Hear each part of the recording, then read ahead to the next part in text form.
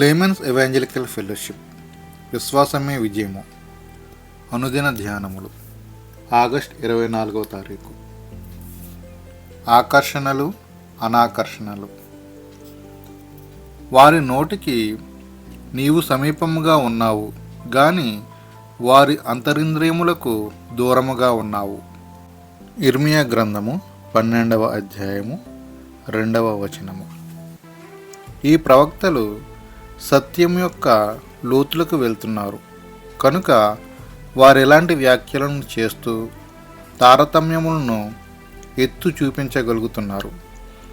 ప్రభువును గూర్చి మంచి మాటలు చెప్పినంత మాత్రాన ప్రజలను దేవుని దగ్గరకు ఆకర్షించలేము కానీ మనకు దేవుని శక్తి కావాలి. అప్పుడే ఆయన రాజ్యాన్ని కట్టగలము. అబ్రహాము దేవుని రాజ్యమును కట్టవలసి ఉన్నది కనుక అతనికి వాగ్దానాలను అనుగ్రహించాడు.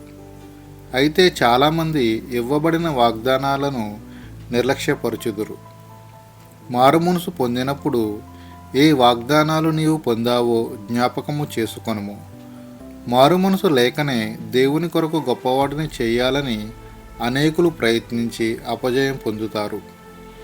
నేను అలాంటి సేవలో పాలు పొందకుండా జాగ్రత్త పడ్డాను. నిజంగా మారుమనసు పొందిన వారు స్వయమును చంపుకొని ఆత్మలో జీవిస్తారు. అప్పుడప్పుడు స్వయం తొంగి చూస్తుంది. జాగ్రత్త.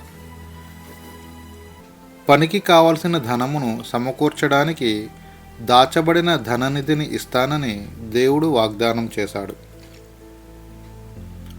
అది నాకు వద్దు ప్రభువా అని చెప్పాను. ఎందుకంటే నాకు డబ్బు అంటే భయము. అది ఎలాంటి వారినైనా మింగివేస్తుంది. 15 నిమిషములు దేవునితో పెనుగులాడి చివరకు ఒప్పుకొని ఆ నెలలోనే వస్తుందని ఎదురు చూచాను కానీ ఇప్పటికి 25 సంవత్సరములైనది. దేవుడు ఇంకా దానిని ఇవ్వలేదు. నా ప్రార్థనా మెట్టుకు అది అపాయకరమని దేవుడు తెలియజేశాడు. విశ్వాసాన్ని సాధకం చేసుకుంటూ నిన్ను నీవు శుద్ధీకరించుకుంటూ పరిశుద్ధతలో తగ్గినట్లు కనబడినప్పుడు తిరిగి దేవునితో సరిచేసుకుంటూ ఉండము. మన మంచికే దేవుడు వాగ్దానాలను ఆలస్యం చేస్తాడు. నీకివ్వబడిన వాగ్దానాలన్నీ గుర్తున్నాయా? ప్రభువా, నేను నీకు నమ్మకంగా ఉంటానా అని ప్రభువును అడిగినప్పుడు యోహాను 10:28 ద్వారా నాతో మాట్లాడినాడు. నేను వాటికి నిత్యజీవము నిచ్చుచున్నాను గనుక అవి ఎన్నటికీ నశింపవు. ఎవడునూ వాటిని నా చేతిలో నుండి అపహరింపడు. ఎంతో దీనముగా ఆ వాగ్దానాన్ని నమ్మాను. అనేక ఆకర్షణలు మార్గములో వచ్చాయి కానీ దేవుడే వాటిని జయించడానికి శక్తిని ఇచ్చాడు. తల్లిదండ్రుల ద్వారా సంక్రమించిన అజాగ్రత్త ఆత్మలు నిన్ను పడవేయాలని చూడవచ్చును గనుక జాగ్రత్తగా నుండుము. ఎన్ దానియేలు గారు.